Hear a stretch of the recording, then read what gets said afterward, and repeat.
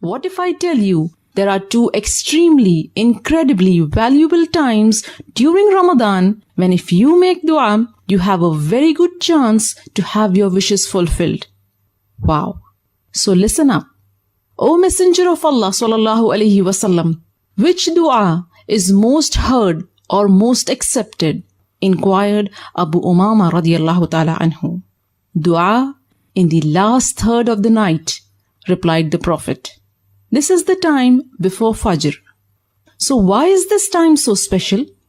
Because Allah subhanahu wa ta'ala has specified this hour for His majestic descent. He descends every night to the lowest heaven and calls out to those who will invoke Him. Yet this is the time when we are the most negligent, because we are fast asleep and it's not easy to leave the comfort of your bed and choose to wake up and make dua. You won't do this unless you have a persuasive ikhlas, sincerity, and an overwhelming raghbah, desire. You won't leave your coziness unless you truly believe and are sure and confident that Allah will respond to you when you call upon Him at this hour. You won't leave your slumber unless you are truly sincere and genuine to get what you want. You won't leave your relaxation unless you are heartfelt in your tawbah and seeking forgiveness. So when you display this unwavering ikhlas and raghbah and abandon your bed to invoke your Rabb at this time, Allah promises a sure, positive response to your call.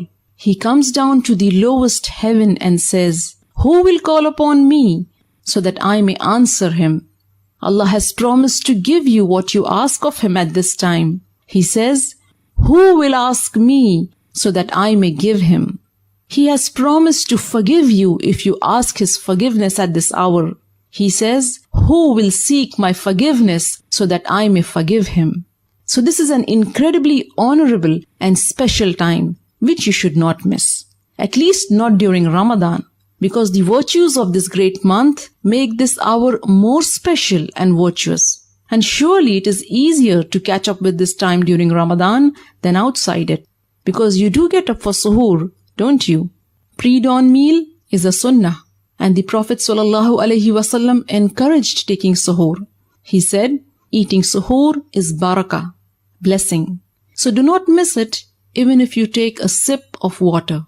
Suhoor is important because it gives you the strength you need to worship Allah throughout the day, for the salat, the Quran, and the zikr. In Ramadan, a starving person cannot perform well. He is sluggish, and there is no enthusiasm and the heartiness which is required to rightly perform the fast. Because fasting is not just keeping away from eating and drinking. You also have to keep away from bad language and immoral behavior. Allah's Messenger ﷺ said, if one of you is being cursed or annoyed, he should say, "I am fasting, I am fasting." And suhoor helps you in keeping up with these etiquettes because it protects you from intense hunger. Hunger which can trigger bad manners that decrease your rewards. So make sure you wake up for suhoor, rather a few minutes earlier, and schedule some time for dua and istighfar. And let me tell you something that will make you even more eager to make dua at this precious time. In the Quran, when Allah praised His believing slaves, those who will enter Jannah and live therein forever, He mentioned that one of their distinctive qualities is that they used to seek forgiveness before dawn. And in the hours before dawn, they were asking Allah for forgiveness. And the other valuable opportunity for dua arrives just before Maghrib. When you are hungry and thirsty and you feel your weakest, you realize how vulnerable you are, how weak you are without just the daily basic needs which Allah provides for you. It is at this time that you are truly, truly humbled. And the dua you make with this humbleness in your heart is more likely to be answered. But aren't we always too busy preparing iftar at this hour?